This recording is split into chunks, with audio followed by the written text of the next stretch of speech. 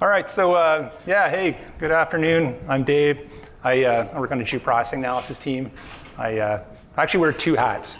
I'm the lead Python lead product engineer on the geoprocessing team, but I'm also the doc lead author for the geoprocessing team. So I do a lot of both. Kind of my history, I've been at Esri for about 14 years. I do in geoprocessing, Python, like a large chunk of that. This is kind of this is my little universe. This is the stuff that I do really, almost every day. So I hope I can, over the course of this session, kind of bring to you, the knowledge that I have and kind of help all of you kind of build better geoprocessing tools using Python. How many people are building or creating some tools right now? Like, is this okay, so is anyone like completely new to this? It's like, oh, you heard about this? Okay, that guy. All right. And 20 other people who, weren't ballsy enough. All right. So this session, is about kind of taking Python and building geoprocessing tools from it. We have two different flavors of doing this, and we'll kind of talk about both of those, both script tools and working with something called Python toolboxes. And we're not going to function or focus so much on kind of the internal guts of the tool. This is going to be more about kind of the experience of it, right? The kind of the surrounding pieces and the little bits of stuff that we need to kind of make sure we get right that are inside the tool. But kind of what you put inside those tools, well, that's really up to you, right? It's what you need to do, whatever tools or functionality you need to create. All right, so I don't know if this kind of projects the way I want it. It's kind of, this is a tool, it's kind of the golden halo around it, right? This is kind of our end result, right? We want to be able to build a geoprocessing tool. And kind of the advantage of that is we have this, pretty large like geoprocessing framework, right? So you build a tool without, a lot of, crazy UI programming or anything like that, and you kind of just fit it in, take advantage of all the framework that geoprocessing tools have around them.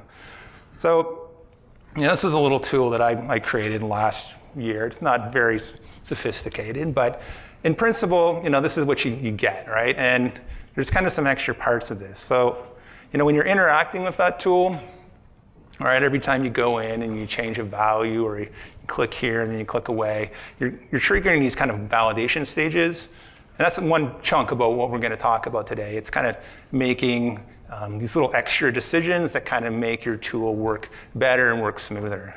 And then, of course, once you get, someone's completed the arguments that they want, the parameters they want, you're just going to hit OK and you send it off your source code, right? So there are just a few things I want to talk about specifically in that. There's a few different things about how we kind of make that source play nice with kind of the front end of the tool. And that'll be another part of things we'll talk about today.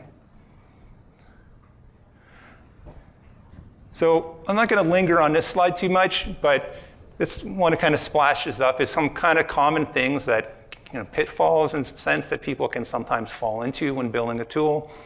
Some of them may seem pretty obvious, but you can ward off a lot of troubles by following some of these sort of basic principles. The one that always kind of catches my eye, and I find I've learned more than a few times, is this one here, keeping the cost of validation to a minimum.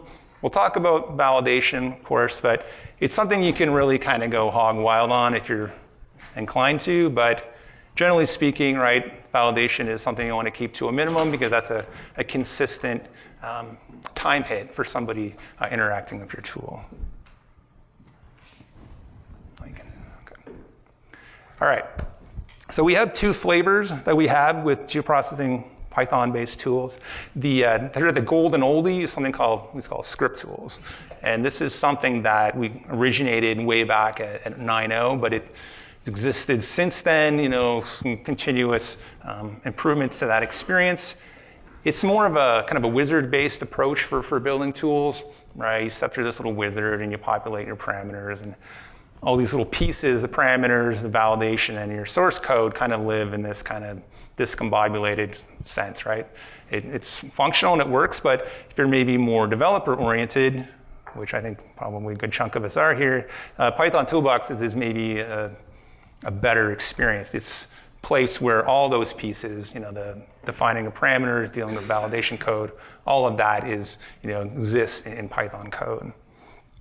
The point I want to make here, though, is really kind of this last one, is that no matter, how or where you build your tools, hey, you can build a model tool if you want, right?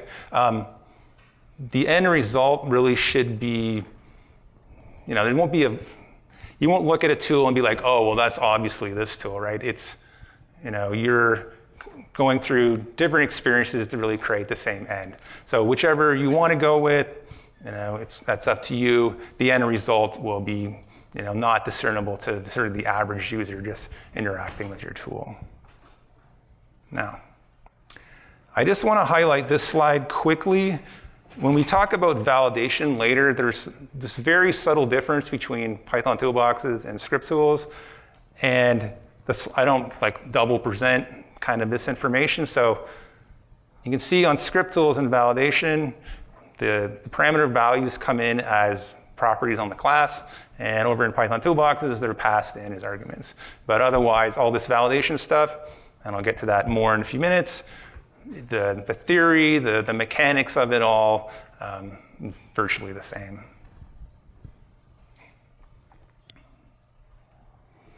Okay, so parameters are really kind of the lifeblood of how all this tool stuff works, right? We create our parameters that kind of gives us a presentation of how the tool dialog is going to work, right? For instance, like data type is going to go a long way to kind of defining what the controls are that you see. Parameters kind of control how the values come through and how they get picked up and used by your source code, right? It's kind of everything flows through the parameters. So data type's a big one. There's last time I checked, 134 different data types, which seems like a lot, but most of them are kind of small, niche uses for specific geoprocessing tools in the box. Most of the time, you're probably going to be working within a small subset of 10 to 15 different data types. So pretty straightforward things, like the scalar things like, strings and booleans, various numeric values. And then, our own kind of data source-based data types, right? Things like feature classes, rasters, these sorts of things. Direction, parameter type, also important. One thing note, this parameter type of derived, that is really just something that, it's like a return value from a function, right? Where it's not something that you're going to have on the dialog, but it's still a parameter. It's a value that's going to be computed inside your source and then pushed back through a derived parameter. Okay.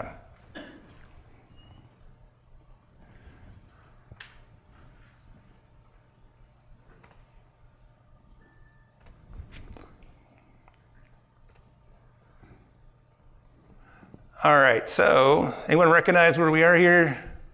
There's a few details on the map. No. Yeah. All right, so there's Lake Tahoe, it's Carson City right over here. Reno is up just above the top. I have a tool here. This is the DEM of that local area. So one of my colleagues actually came up with a few tools a few years ago, and I'm kind of just borrowing from what she created. Her name's Linda Beal. She created this tool that essentially takes a DEM. I'm going to kind of step through this tool and then we'll come back, talk about what's going on. So take a DEM, specify an output. This little thing here, I don't know if you can see that, just says scratch TDB. My point is not really to draw attention to that, other than it's kind of like a shortcut for putting a workspace in. So instead of having to browse to it, I can just type this %name % thing. All right, let's run this. So what this little tool does is it creates basically like a Swiss-style hillshade off of this DEM.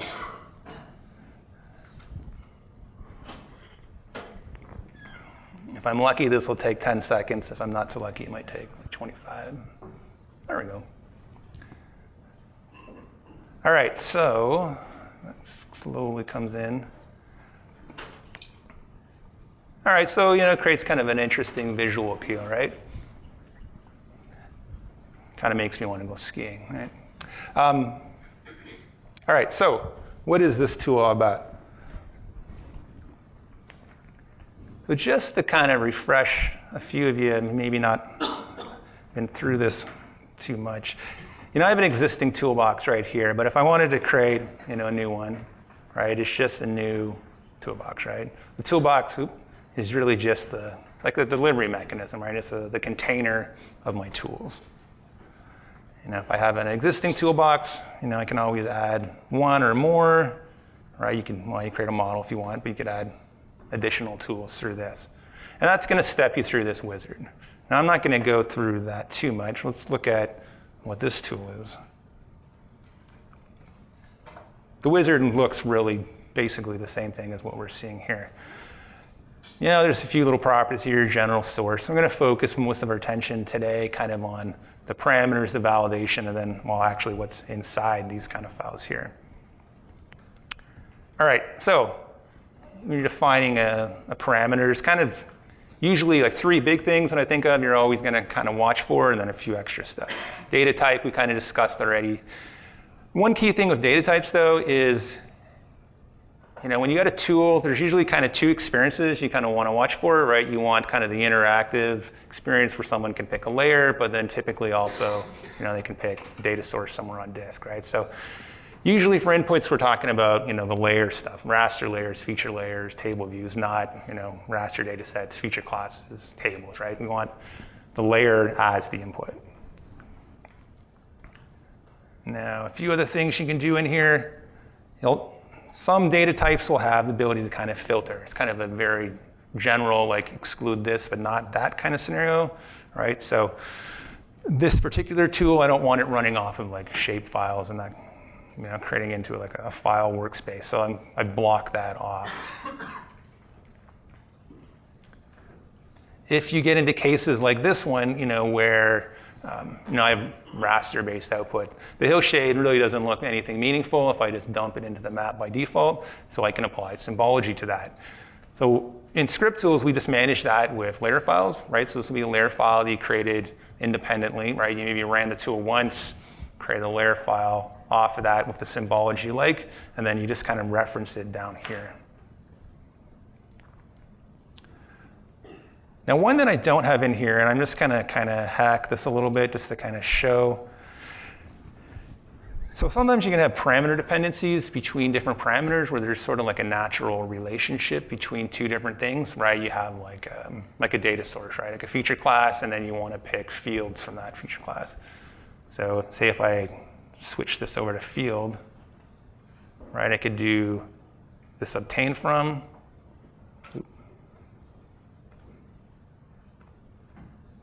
What am I doing? I'm forgetting something. But normally you'd be able to click on here and you could associate it with that input. Okay. All right.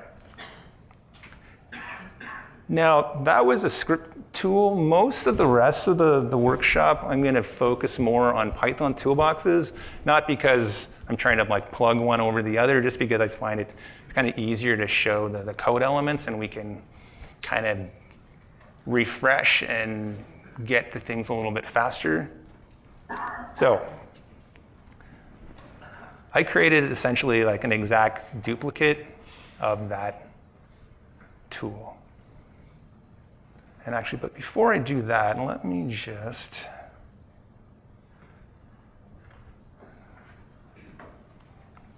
the effective source between or behind both of those tools is this little file here that I created. So like I said, right, Linda was kind of the one who did this originally. It's based off of some work of this guy. Now, if we go down to the bottom, big thing here is, right, is receiving the arguments from that tool, right? You run the tool however you run it, right? You're running it in a model, dialog, you're running it from code, right? We can get the parameters using something called getParametersText, or there's actually an equivalent function called getParameter. This is a function that I like to use, or well, you see this line here? This is kind of a little strategy I like to use quite a bit. It's kind of a way of just grabbing all the parameters at once, right? Basically looking at how many parameters there are and kind of doing this a comprehension to pull them all into one. Now, just because I have just some derived parameters on that tool, though, I got to be a little bit careful, so this is just dropping those off. After this, it's really just a little function that I wrote. I'm passing all those arguments in to that. And there's nothing really crazy or fancy in here. It's really just a kind of a series of spatial analyst tools. Kind of run those in order, create the output, and then I'm just passing them back out of the function. All right? Because this is a tool with derived parameters, though, I get to use set parameters text, right? So typically, set parameters text is not functional. I have to use that much. It only applies when you have derived, right? It's a way of sending those values back up to the tool. That's kind of what makes them add to map. That kind of what helps make Model Builder work as well. Now, the Python toolbox side of it is right here. So Python toolboxes, right, are just a different way of creating Python-based tools, but there's a little bit of more structure, right? In the classic TBX file, all that's kind of just handled, and you go through the UI and you kind of just do all that stuff. In Python toolbox, it's kind of a structured part of the code. So every Python toolbox needs to have this toolbox class, right? That's kind of the bare minimum you have to have in here for it to be recognized properly. And then inside that or below that, you would have one or more tool classes. And if you haven't been through this experience before, it's not a big deal to get started. It's really just coming up here, doing new Python toolbox, and it'll stub out all that stuff for you, right? So don't worry about, like how a tool class looks in particular. You can get that pretty quickly and easily. So then inside this, you have a method called getParameterInfo, and this is where you define your parameters. And we do that using these ArcPy parameter objects. Typically, 90% of them, the parameters I'm going to create are going to just have these 5 properties set, and that's it, right? So name, label, and then the big 3 ones I mentioned earlier, data type, direction, and required. Now this one, I flagged this one because I almost goofed on this one earlier. So this is my output workspace, but I instinctively kind of just called it direction of output.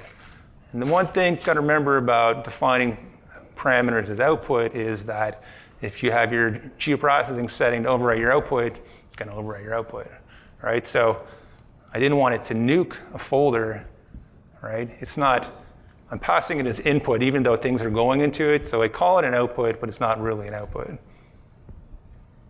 got that? Probably not. Anyhow, just be careful about what you call input and output.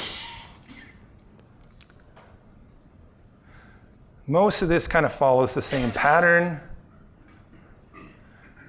Down here, this is kind of a strategy I use when I have files that are sort of extra to the Python toolbox. So, right, I had layer files that I needed to create my symbology. So I just leveraged Python's file attribute here and then kind of worked from that to find where my layer file is. So just like in a script tool where I actually put the full path in here, here I just kind of do it on this kind of relative strategy. Now, at the end of all that, the only key is you got to grab all those parameters back up and return them back as a list. All right, once you've got that, that kind of is what defines kind of your initial experience with the tool.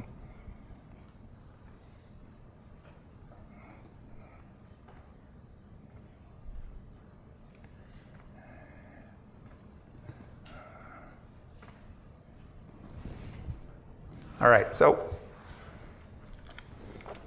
I kind of like to think of validation as kind of being 2 different things at the same time. We went through there and we kind of defined these parameters, right? Just by kind of defining that, you sort of get what I call kind of this basic or free validation, right? The data type itself just kind of gives you certain behaviors, right?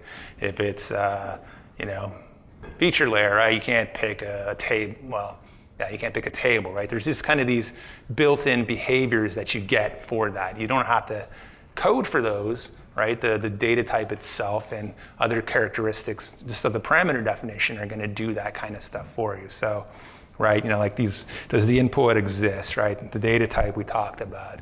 If we have a filter applied to that, does the input or the value respect that filter?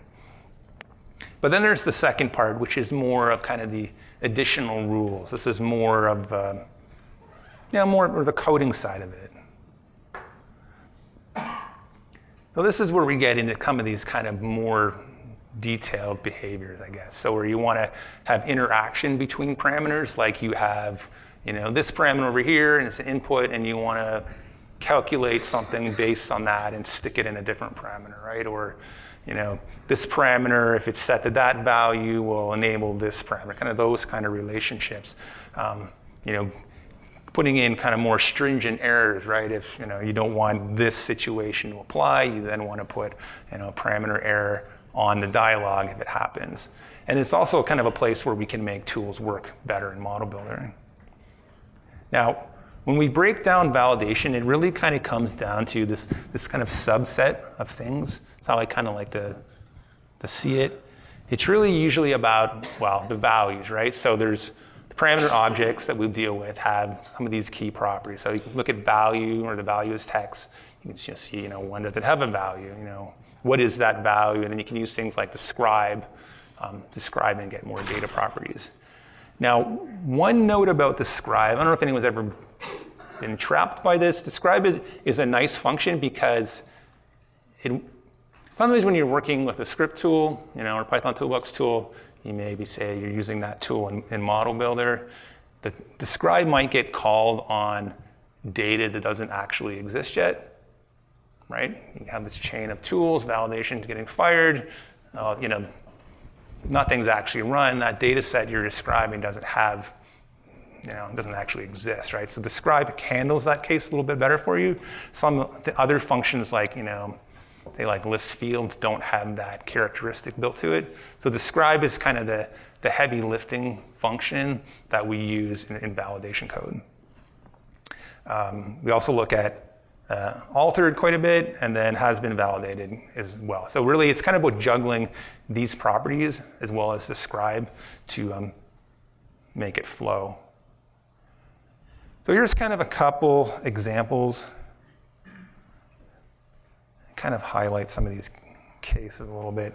The first one is kind of this scenario where we have one input and we're calculating sort of a default based on that for another parameter, right? So we start off just by checking whether the parameter is a value, right? So this isn't gonna, the rest of the code, right, doesn't get fired if someone hasn't actually populated that parameter yet.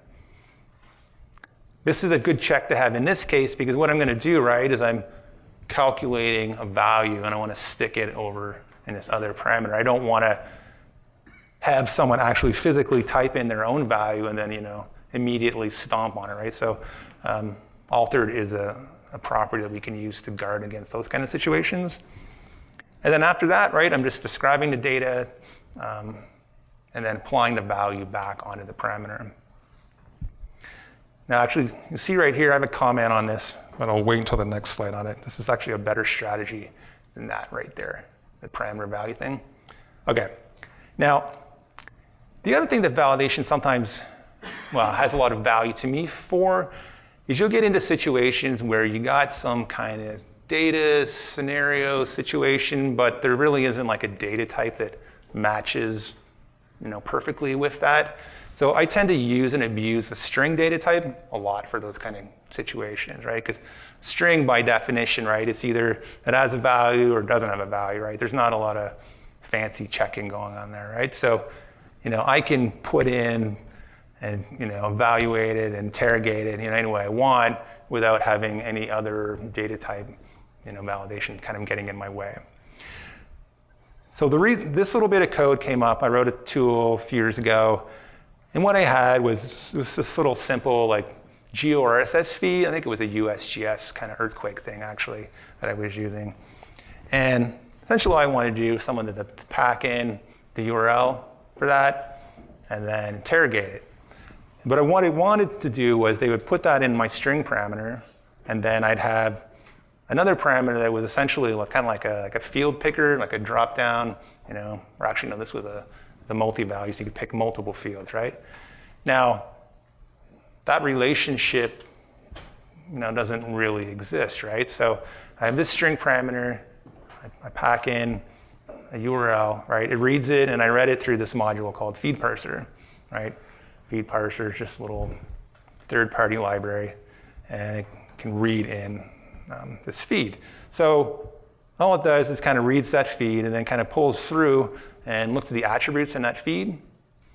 And then at the end here, I'm creating a filter list, right? So that will then populate, a list of almost fields that someone could pick and choose from. All right, so I don't know if anyone followed that exactly, but what I wanted to say is that string parameters or string data types are a really useful thing for kind of, adding those extra bits in there when you don't have a data type that really fits for what you need. Now, one thing about parameters and parameter values, so you can see in kind of the upper part of this code, right, I'm accessing, parameters 0.value, right? So parameters are, right, this is zero-based indexing. So if this is some kind of data source, especially like a layer in particular, this hit, there's a bit of a time hit in getting the .value, right? It's not as noticeable in ArcMap, but it's definitely there in ArcMap and more pronounced in Pro. So we added or changed this slightly at 10.4.1 and then Pro 1.1 so that you can describe the parameter object directly. So instead of doing this, hitting .value actually once, twice, hitting that little bit of a lag, I can just hit the parameter itself and kind of bypass that hit. So it's a little strategy to kind of minimize the hit of your validation costs. But the value hit is really only for data source, right, layers. If you're just dealing with strings, numbers, whatever else, simple stuff, not the same thing. Now, we kind of have this trio of validation steps. There's this update parameters, which we just talked about, and then there's this internal validation stage, and then that's followed by update messages. The order is kind of important, and well, this is the reason why. So in update messages, we're mostly dealing, with messages, right? Sometimes, and I make this mistake myself sometimes too, is that you're doing all this handling in update parameters, and then you start playing with the messages as well. If you're dealing with the messages and update parameter, the internal validation stage that comes after that essentially is going to kind of unvalidate or revalidate your stuff. So you might actually make a correct looking call on the messages, but it's going to disappear on you before you even saw it. So just make sure you get the messages type handling in the actual update messages. Now, I kind of have two scenarios here. Typically, you're going to have more of the top case, where what we're doing is just evaluating different parameters and what their values are and saying, oh, this is an error or this isn't an error, right? So this little bit of code came from a tool I wrote that had, I think it was a long value. And I was treating, well, no, actually it would have been a float, sorry.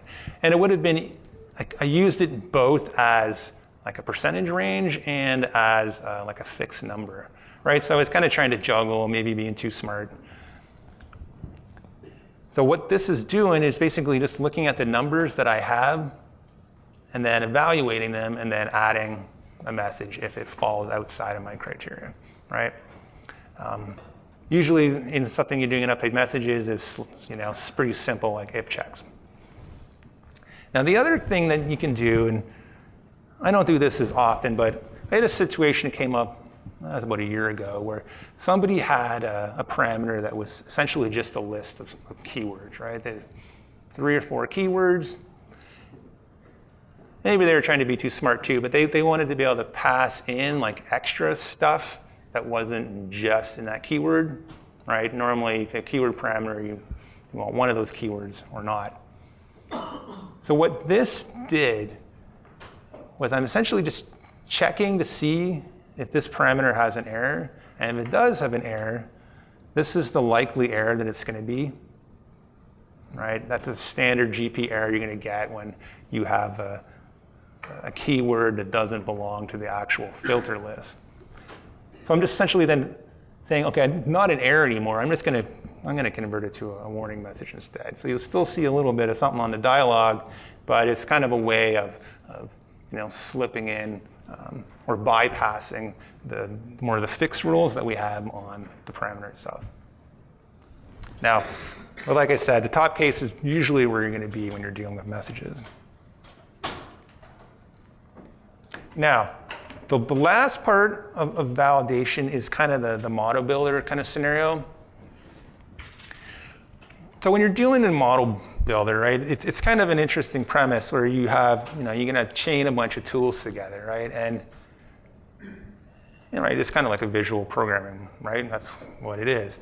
But you're connecting tools to, right, this is just one, but if I connect the whole string of tools together, you open any particular tool dialog, it's going to have some kind of information somehow there about the data that's going to exist, right? Like you're going to be able to pick fields, certain characteristics of what the data is are kind of there.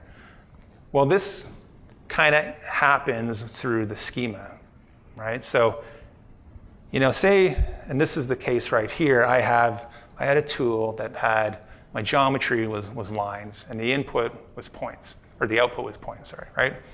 Input lines, output points. And want to kind of make sure that subsequent tools know that's actually what's going to happen. So what we do, and this bit of code is from the Python toolbox, we're creating a parameter dependency between those two parameters. We clone the schema, and then we simply kind of educate the schema then about what we're expecting to happen, right? So I'm changing the geometry over to point. There's a number of rules about what the fields are going to look like. And then I know, because I wrote this tool, right, there's going to be this extra field on there.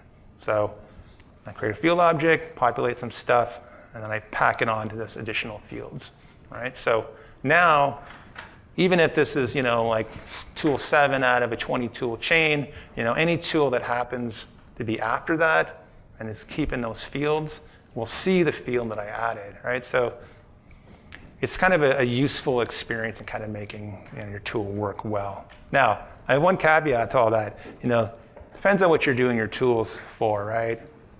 If you got kind of your tool and it's just for you and the guy next to you, maybe you don't worry about the schema model builder experience too much. But if you're creating a more generic tool, you're definitely going to have people that are going to be using it in things like model builder, and then that becomes more important. Okay.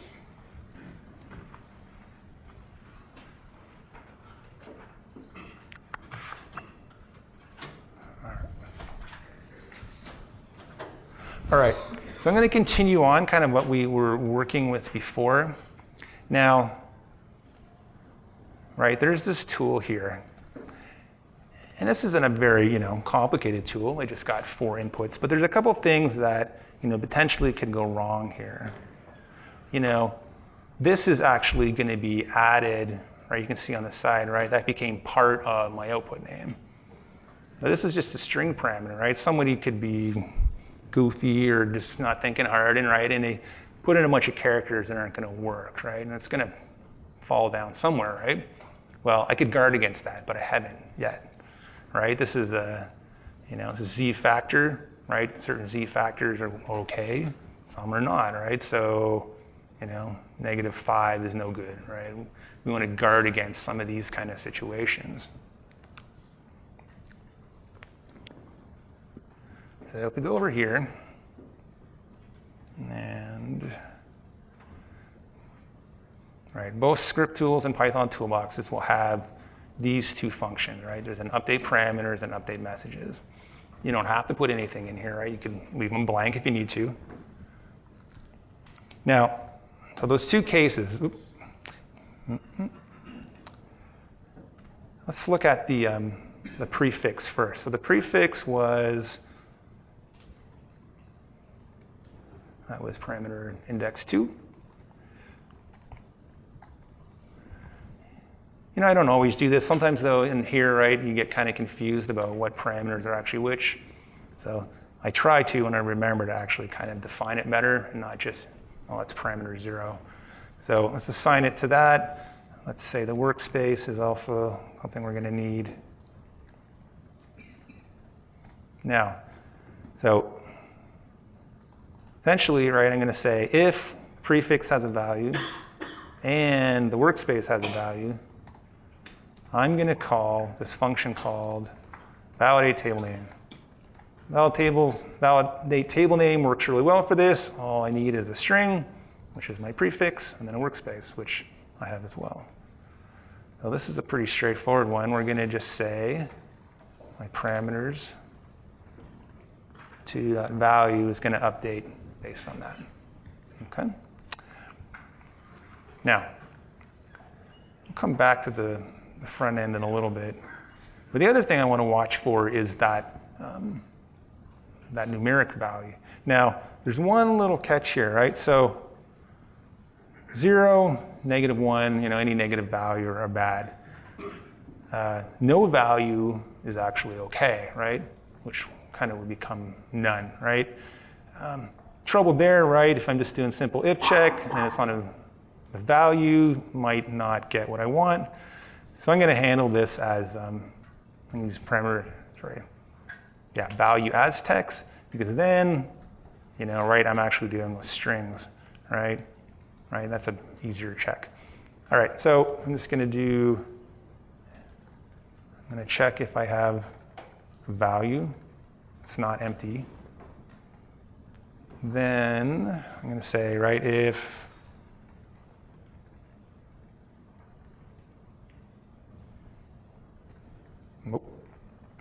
right, make sure that that is not less than 1, and then it's just a matter of going out of my parameter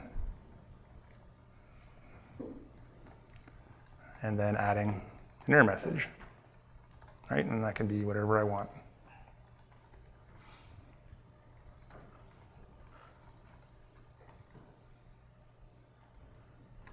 All right, okay. Now, I go back to my map. You know, it's pretty easy to bring your changes back in Python Toolbox. It's just a refresh, right? So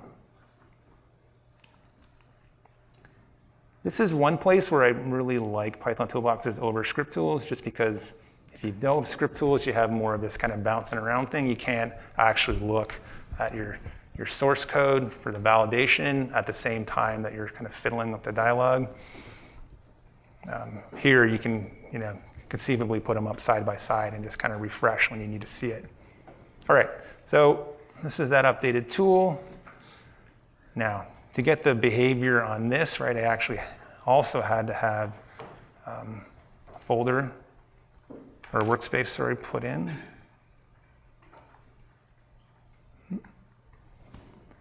And then if I type in some rubbish again, right, okay, and that triggers that validation.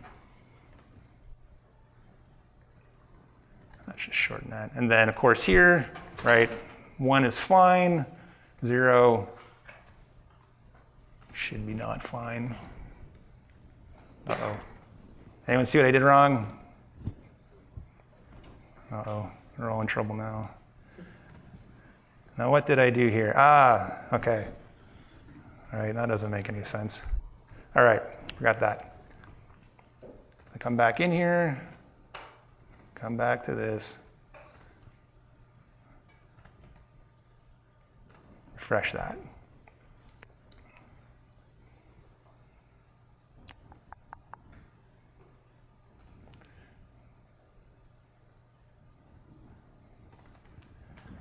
All right, now, I didn't make any other mistakes. Right, okay, so it's kind of really just that, right? You're evaluating values, comparing them with something else, right? Little if checks, and then you create your error messages. All right. Okay, go back to the slide.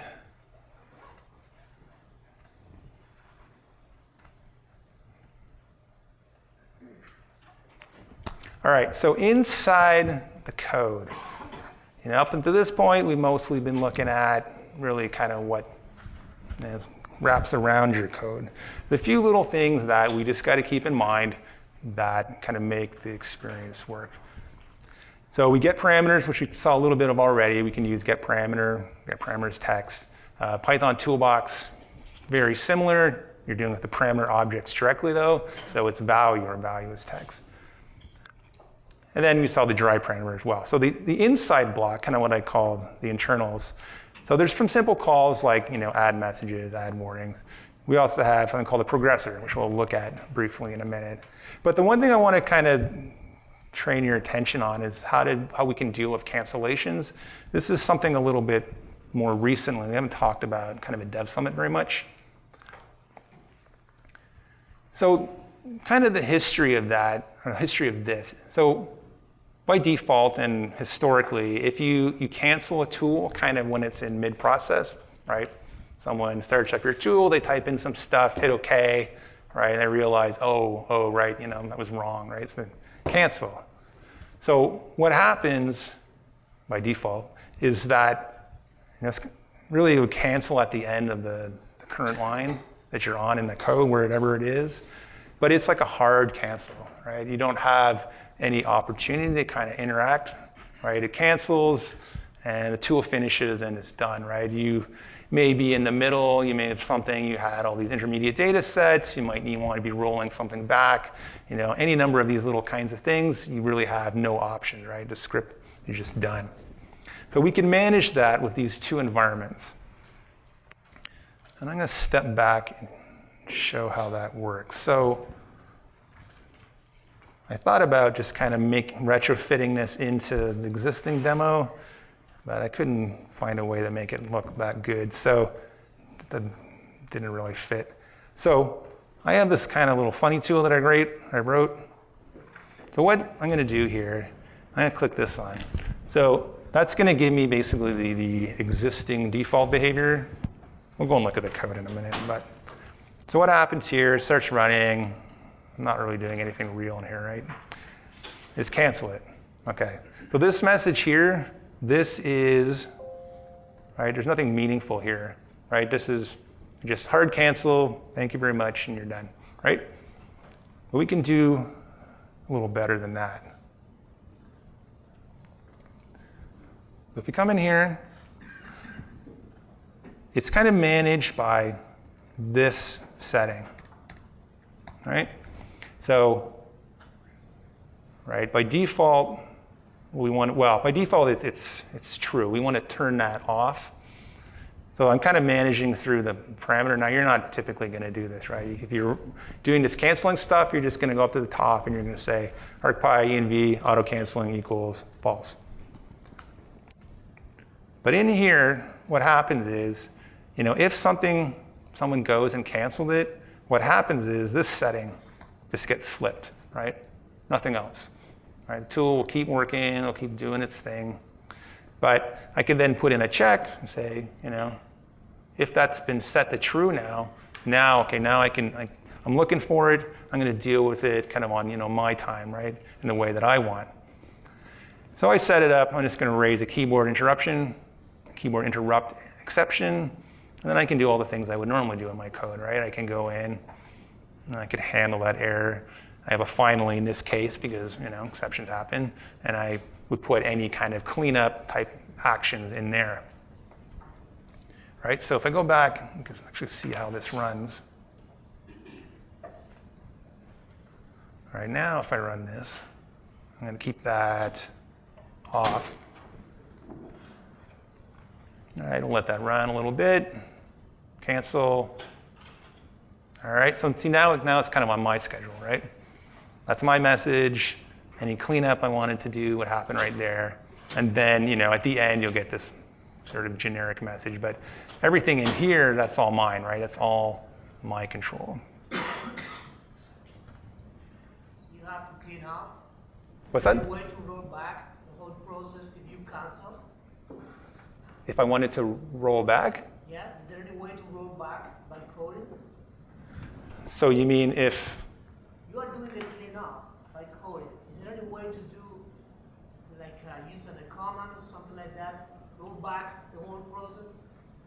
Oh, well, how do you roll back a process? Yeah. So, well, it would depend on what you're doing. If you're like making like edits to like, is that kind of what you mean? Like you open some data source and you're making edits against it, like a cursor? Like a transaction line, right? Yeah, okay, so we have, I have a session actually in this room tomorrow at the exact same time. So there's an editor class that we have. You can open an editor on a workspace and then you can basically manage those kinds of things. So yeah, that would be a kind of a situation where you could do that there. Before you kind of were at the mercy of whatever happened, but yeah, you could put in an editor, you could handle it, you could, roll it back if you wanted. Yeah. Now, we have had for several releases the ability to kind of encrypt your source if you have a script tool, right? So I don't know if you're familiar with this. Sometimes it's kind of a little hidden thing here, but you can import your script and you go up and you can set a password, right? So you got something in your source code, you wanted to protect it, you don't want prying eyes on it, right? That's something you could do. Python toolboxes, that was kind of one little difference that we had. Well, we have the option now for that as well. So if you get into scenarios where you want to encrypt that, right? It's just a matter of, right? Encrypt it, put in some password, and it'll basically encrypt it in place, right? If I go over and, I think I had that open somewhere, right? Yeah, right, that's a bunch of them, right? It's no longer just that PYT file if you can pull open, right? It's this stuff. So,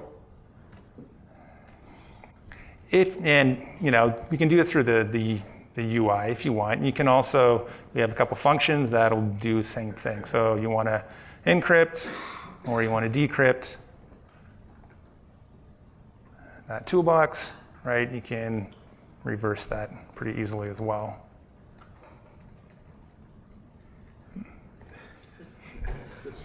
I can't help that. It's just my favorite default password. I don't use it for real though. All right. So if I go back, and yeah, there it is, right? So it's restored it back. And I didn't actually run the tool, but it's not going to impact running. So it's not just encrypted and you can't do anything with it. It's an actual functional Python toolbox that you can use and work with.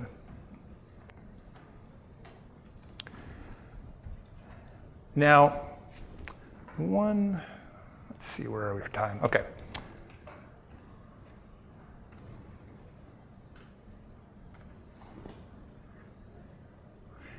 So, right, when we have a toolbox, and whichever one we choose, script, or traditional toolbox or a Python toolbox, you just kind of get to this point where, how do you kind of hand that off to somebody else, right? You have, I guess they're all files, right? You could just take them, zip them up. You could put them on a share somewhere. Someone can, however they want to manage that, I guess that's sort of up to them, right? You have some collection of extra tools. Every time you run a tool, you could actually share that you could share the result from a tool you've run. All these things are okay, but kind of awkward if it's like a toolbox you want to give to like a bunch of people, and you kind of want it to just behave like any other tool does, right? You don't want it as this kind of second-class toolbox that sits over here and they got to find it and remember it.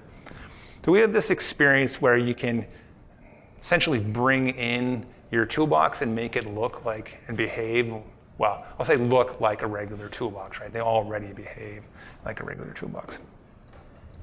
So let me step through kind of this process. So I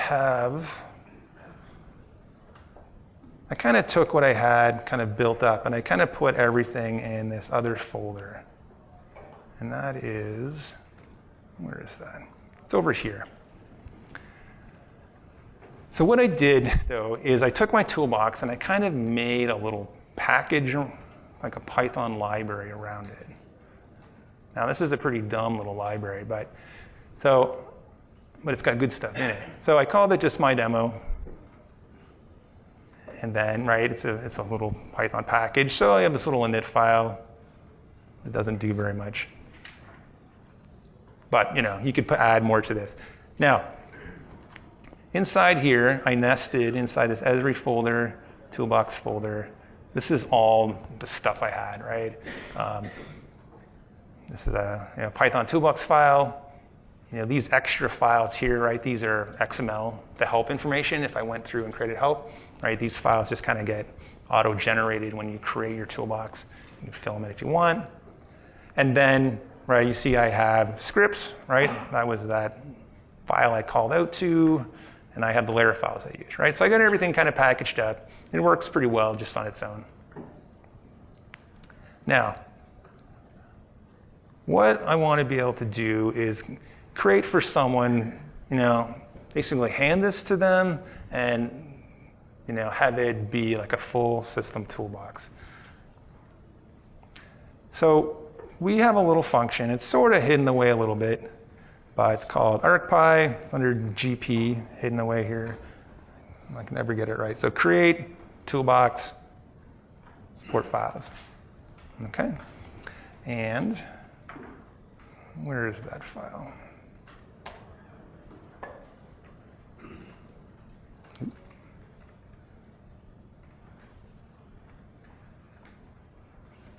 And way under here. All right, so if I populate or take that, slide it over to this function.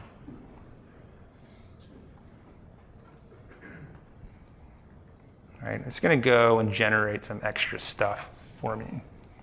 That extra stuff, you find it under here, right? It's kind of some of these extra supporting things, right? So basically it's creating like one thing is like an arcpy wrapper around that, right? So we have tools, other tools you call through arcpy, right? They have wrappers built around them. Well, that's what this is. And then there's some supporting help information that was created from what I have.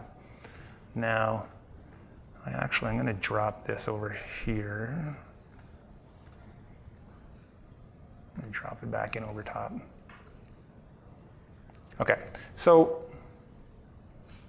then I have this little setup file.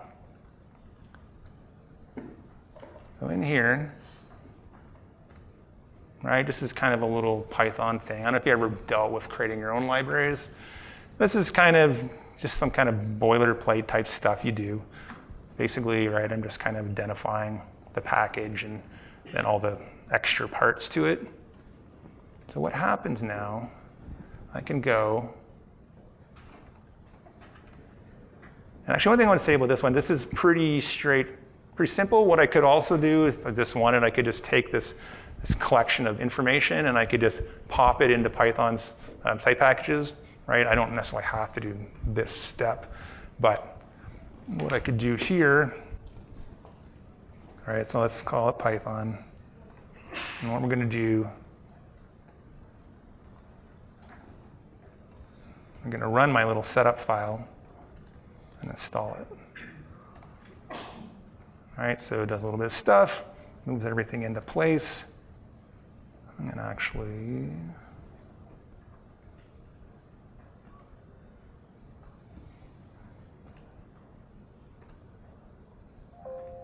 I'm just going to close that and let's open a fresh one. So what happened there when I ran that? It just takes everything I had and drops it under here, right? So if I'm at Python command line, right? There's that package, right? Oops, I guess that's not, oh. Right, there it is. Now, the nice thing about that, now when ArcMap pops back open,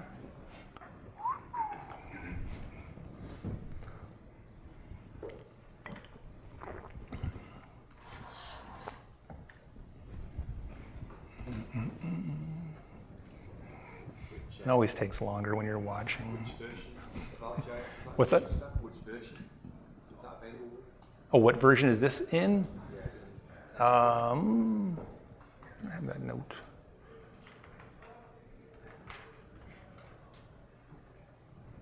Well, I got my trust. Hey, Bill, here at the back. When did we add that? 10.2. 10.2. There you go. All right, so now, right, the thing about this is anywhere I want to go looking for tools, there it is, right? It just shows up like it's a system toolbox, right? And no one has to go look for it and find it. It's just there with everything else. Our toolbox window, same thing. If I went into ArcPy, right, doesn't even have to be inside the app, but all right, there's that toolbox module and there's the tool, right? So I could just use it from here as well. So it's really kind of about like a big finishing touch for your toolbox, right? You have some tools you're producing, you got some clients somewhere maybe that you're handing these off to. This is kind of a way of just kind of sliding it in and making it look, easy to find and, looks more seamless.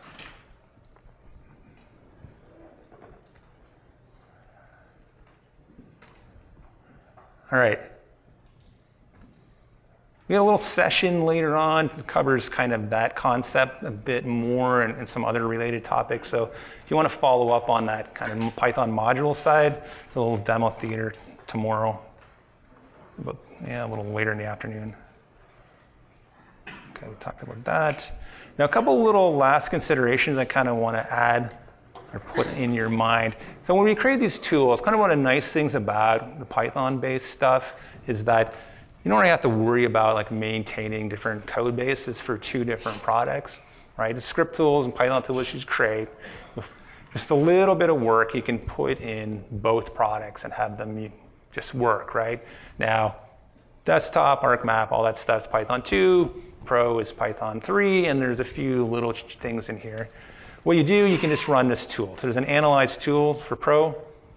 You run that on your source code, you can run it on toolboxes, and it'll flag anything that might be something you need to look at. There is a setting that we have too. It's off now at 1.4 by default, right? If this is checked on, what happens is every time you run one of your tools, it's going to do all that kind of check. So that's a little bit of it can be a bit of a cost. So I'd recommend just turning it off, running this tool on your stuff first, and just deal with it right up front. I haven't talked much about services so much. There are some kind of special considerations. There's extra information about that. There's another little demo theater that we have tomorrow. If you're interested in that kind of information. Now I'm virtually out of time. I don't have time to talk too much about this, but I kind of want to just expose this idea to you that, Python does support bringing in stuff from other languages. So, you have some code that you've written in, C, C++, whatnot. You can use modules like C types in Python to kind of bring that in, right? I've focused mostly on Python, and building the Python toolboxes and the script tools is kind of building the experience, but it doesn't have to be all Python, right? You can write it somewhere else and kind of bring it in. Use Python as the glue language essentially to bring in these other pieces.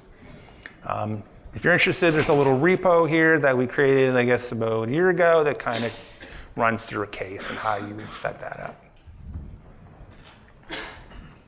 All right, I'm done. If you have any comments, they always have, thank you.